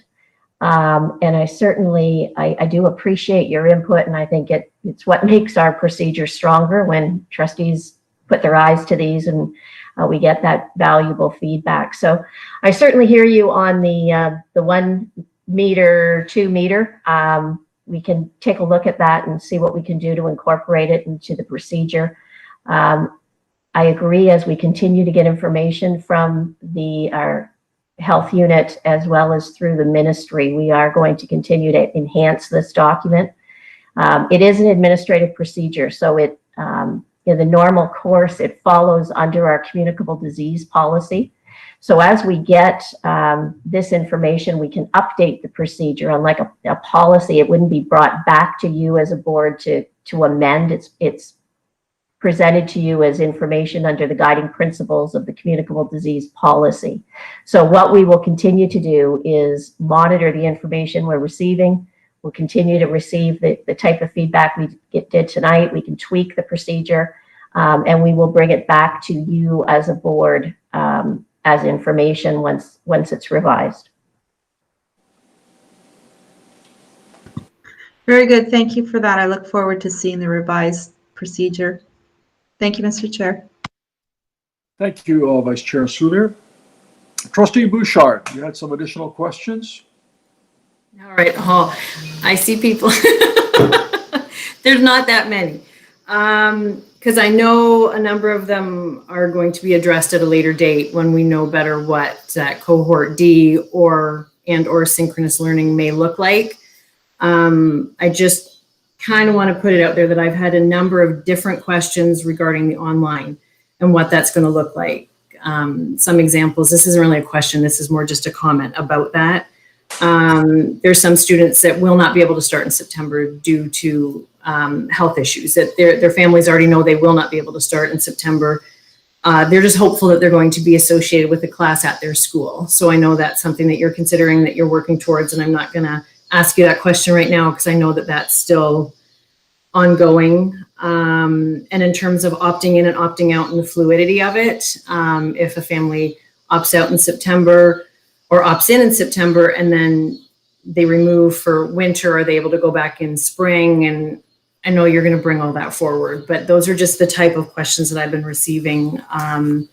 That's like an mostly elementary school. Another question though, if there is a child that is in school and when they do the self-assessment test in the morning and they don't pass it for sniffles or cough or whatever it is, and they have to stay home that day, this is another synchronous learning question, I guess. Parent wants to know that that student's not going to have to take that day off because they're home. Are they going to be able to attend school even though they're home? So that, I guess, would be my question right now. That's my first one.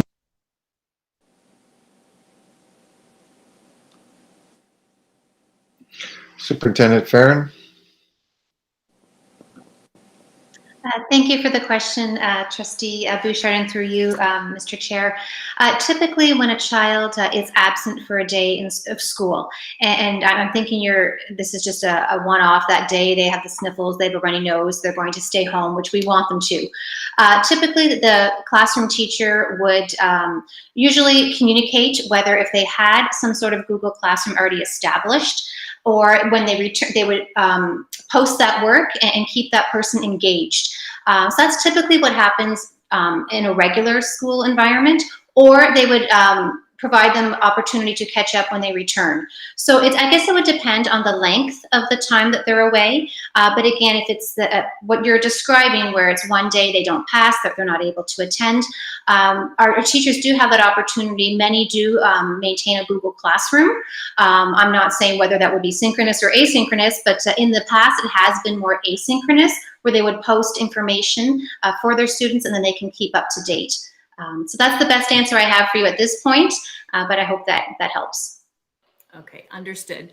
A little follow-up on that, though. They were also wondering, do they have to be quarantined if they've failed? And I guess this is probably a health unit type question, but if a student fails that self-assessment test, I think people are wondering where they go from there. Do they have to go get tested at that point? Do they have to get clearance from the doctor, or can they just return the next day if they're not sniffling? I think there's just and I know this is a health unit type of guidance, but these are the type of questions that I'm getting as well. So that's not really a question for you. That was just more of a continued. Another question that I've received, lunch services. I know you said that cafeterias are going to be closed. Does that also include any private lunch services that come to our schools? Are they able to deliver lunches, or are students bringing their own lunches from home for the time being? We would strongly encourage our families to pack lunches for their children, so they're able to eat in their classroom at lunchtime. So that is what we're encouraging our families to do. Pack those healthy lunches, those healthy snacks. In the future, I mean, we can always revisit. We need to get a handle on this first and see how things progress. But as far as if you're speaking about those third-party providers of those hot lunch that elementary schools are used to, I would suggest that we hold off on those for now, as you do have to consider your ordering, your distribution, and whatnot. So for the time being, I would encourage children to pack their lunches and provide them at school. Okay, thank you for that. I had a couple questions about that. I think parents are already thinking about how they're going to do lunches when they go back. And I don't know if I had any other ones right now. I've got a million notes in front of me. I'm sorry. No,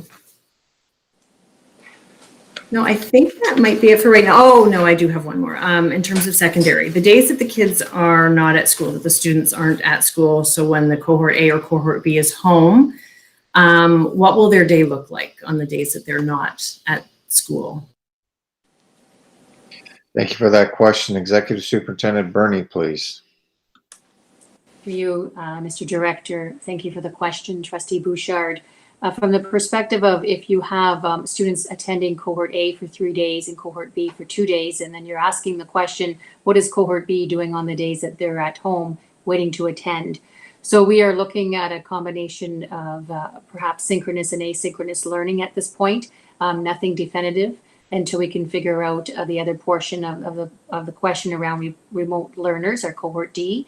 But as far as our students in that Cohort B, they will be receiving instruction through synchronous and asynchronous learning. What does that look like at this point? We're still investigating a few ideas. Okay, thank you. Fair enough. And one follow-up, not even a follow-up, this actually goes way to the other side, kindergarten. I know we're not doing rugs and we're not doing soft toys and whatnot. Are families able to send those items with their child, or what is kindergarten going to look like in terms of even physical distancing? I've had a number of worried parents send that question as well. And then this is my last question. Superintendent Farron, please.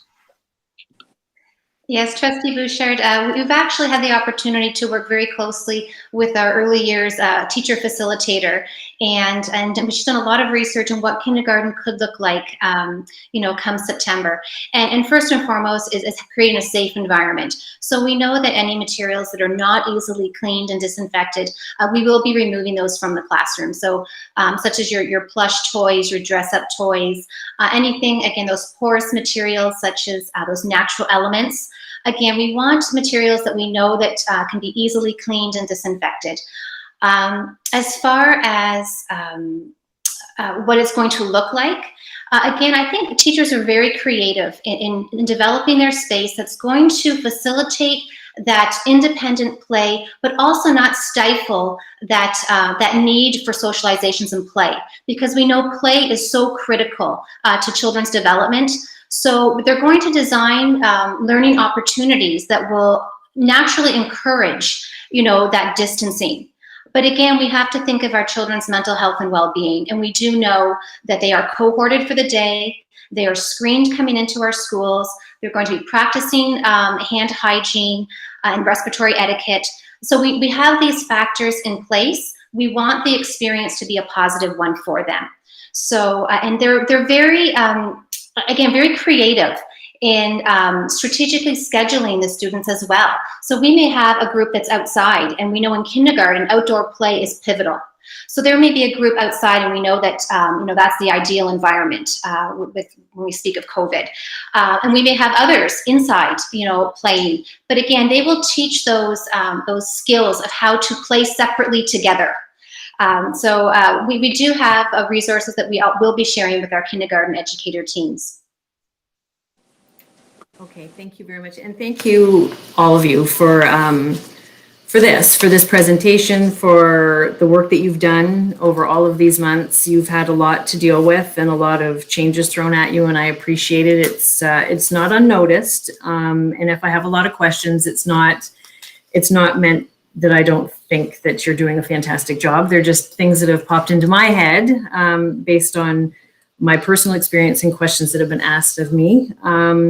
So thank you, and I appreciate the caring and the dedication and all of the work that you've put into this. And I look forward to seeing the next round of it. Thank you.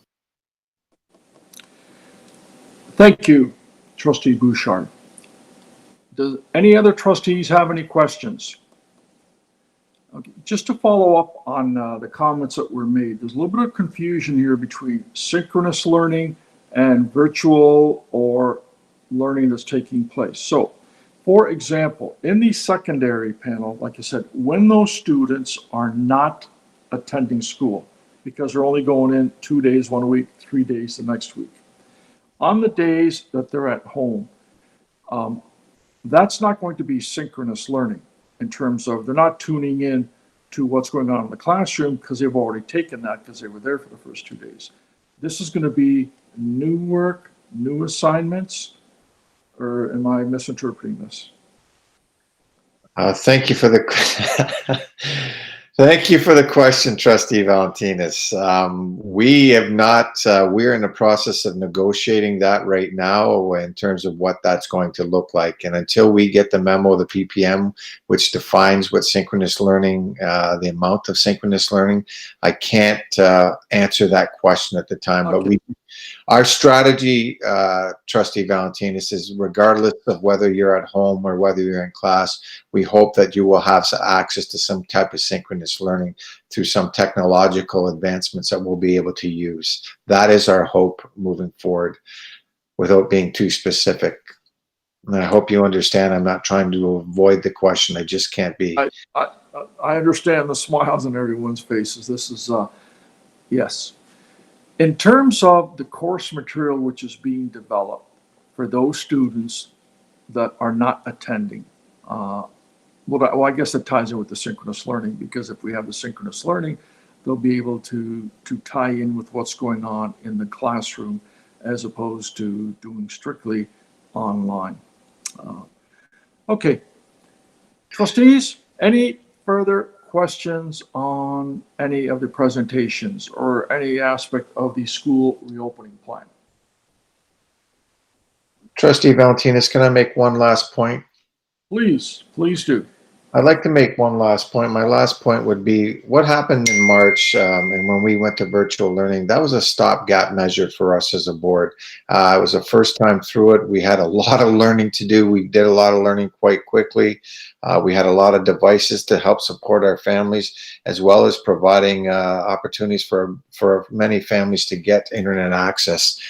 We allowed our families to keep all of that, keep most of our technological devices as well, except for our grade 8s and our grade 12s, and that will be shifted to other individuals as they enter into our buildings. Our expectations of what will happen, especially to our remote learners this year, going into this year, we're in a much better position. There will be much more synchronous learning, and you've heard the minister say that as well. So I want to make sure, and I want to ensure that parents realize that it won't be the same old as it was last year. It will be a much improved situation as we move forward in this.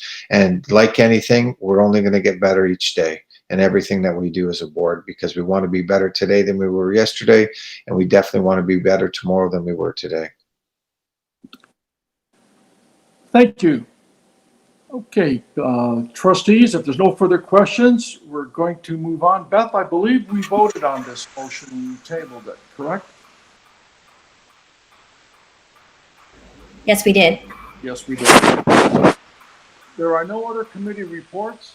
There's no unfinished business. In terms of new business, there is none. Are there any notices of motion? None are being presented at this time.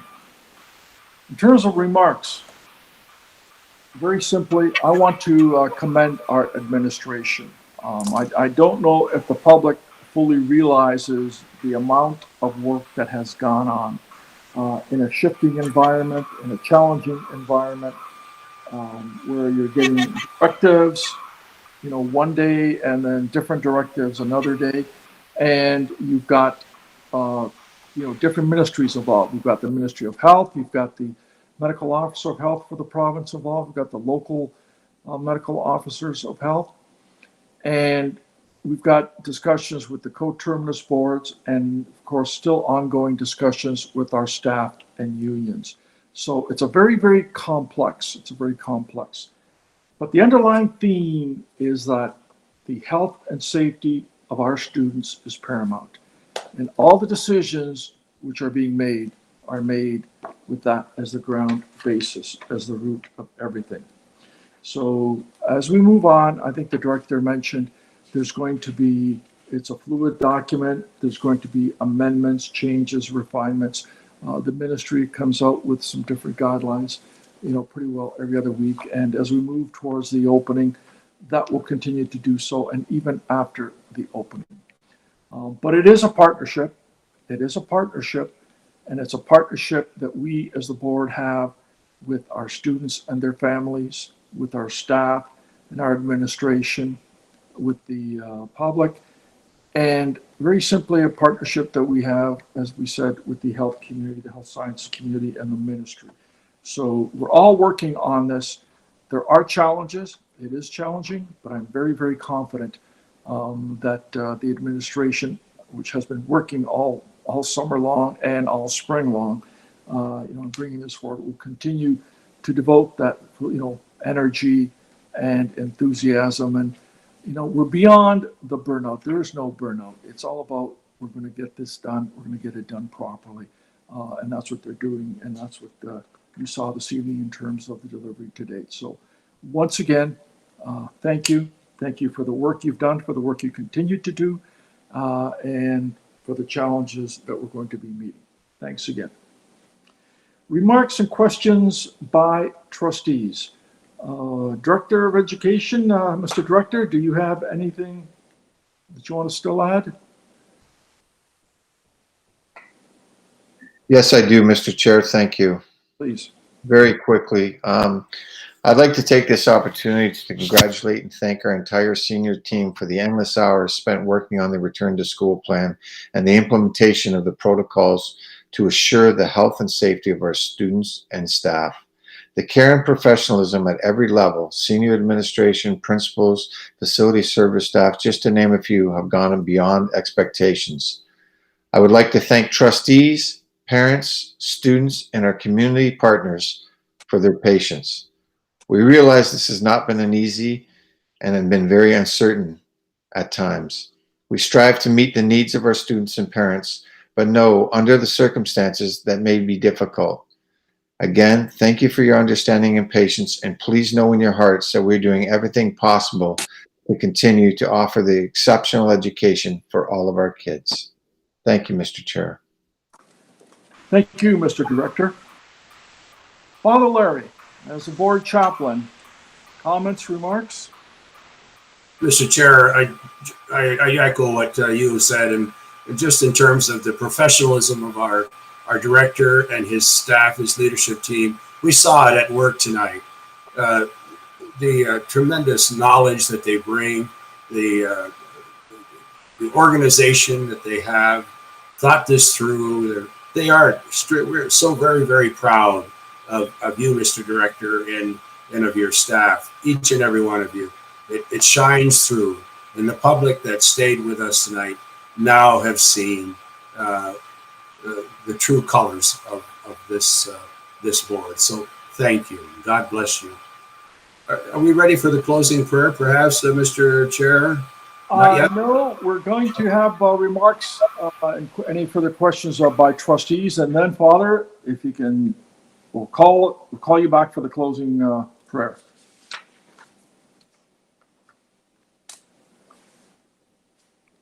Trustee Alexander.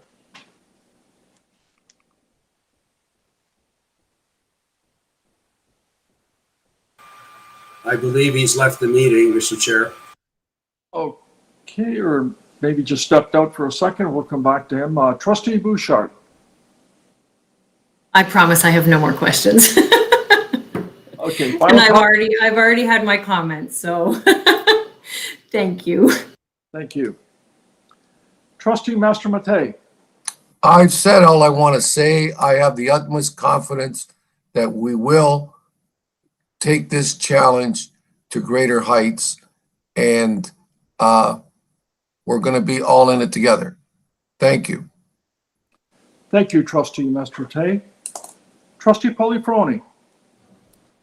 I just want to add that prayers for everybody at this difficult time and going forward, and prayers for a quick ending to this pandemic so we can get back to business as normal. Thank you. Thank you, Trustee Polifroni. Trustee DiMenna. I'm here. Okay. I just want to thank administration once again for all of their hard work. And I do want to thank my fellow trustees for all of our work, listening to our communities and bringing it forth here at this meeting. Thank you very much. And you guys all have a great evening. Thank you. Trustee Heath. Thank you.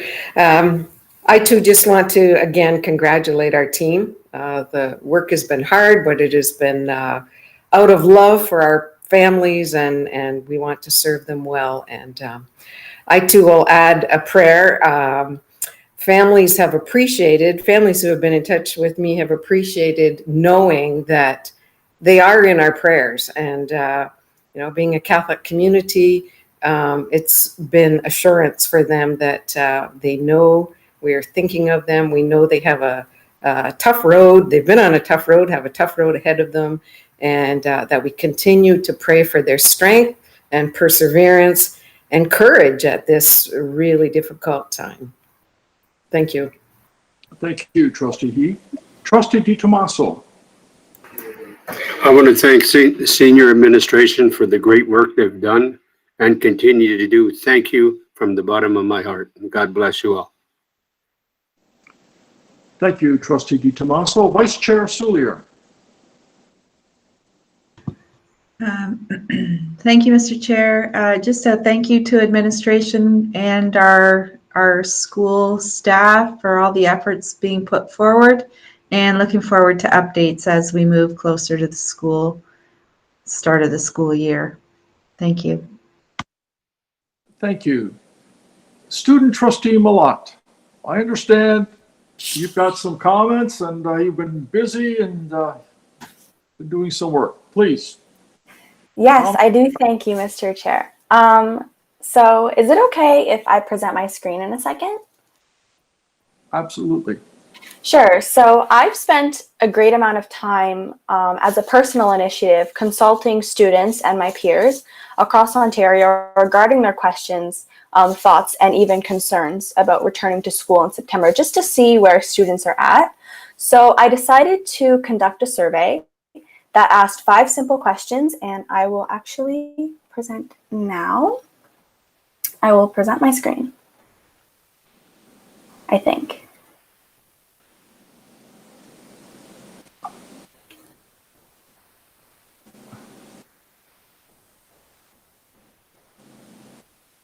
Or, I'm just gonna, give me a sec. Okay. Okay, can everybody see my screen? No. Whoops. I believe it's on there now. Okay, so this survey actually ended up reaching a lot of students across the province. So 5 very simple questions regarding their safety and thoughts on returning to school. And plus at the bottom, I added a section here for additional comments, questions, any kind of concerns. And seeing as I have over 500 responses to this section, students are very concerned and willing to engage about their safety. And with this plan, I think that you and the school board and the team have responded diligently and sufficiently in a way that will be able to relieve a lot of student concerns that I saw presented in this survey. So an applaud to all of you. I can share this survey with anybody who wants to see any of the results. So here's some random questions. So I will be wearing a mask at school. 80% of students will be voluntarily wearing a mask, which is very impressive. Students are very supportive of sanitization of learning spaces and shared spaces. And yeah, and that's just the kind of the initiative that I put forward to get some results from students and get their opinions. I will stop presenting. And that is all I wanted to share. Okay, perhaps just since you've certainly done a lot of work here, let's go. We'll leave the comments for the end. So, with respect to that, maybe you can forward copies of this to Beth for the survey, and then the trustees that we will get all the comments. But perhaps just to go briefly through the questions that you had on the screen there, if we can go back to that. Sure. Do you want me to reshare? Yes, please. Yeah.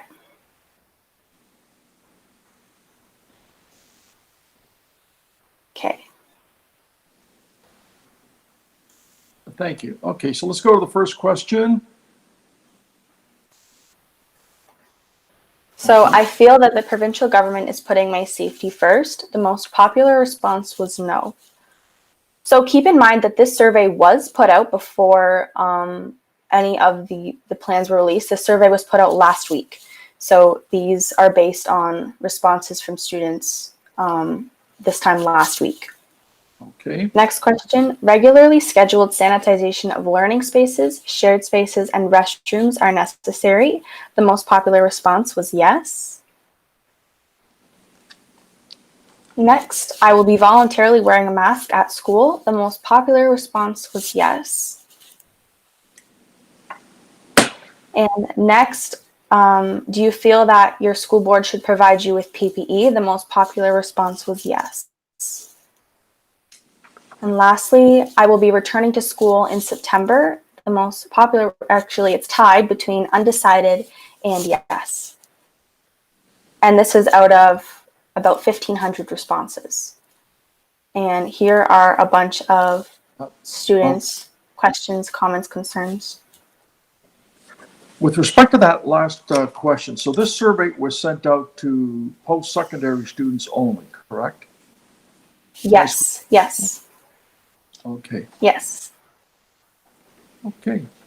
That's interesting in terms of, province-wide. And as we mentioned as part of the presentation, we're going to be surveying our families and our students in terms of those that will be returning to school or not in September in classrooms. So thank you.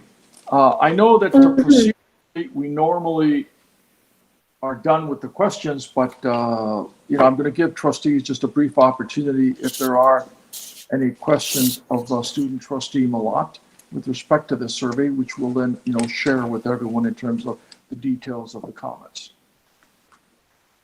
Any trustees have any questions or comments? I have a comment, Mr. Chair. Thank you. Please, Vice Chair Soulier. I'm looking forward to seeing the full survey. I'm really looking forward to seeing the comments. And I think that what you prepared for us is a phenomenal piece of information. You did a great job. And I'm looking forward to seeing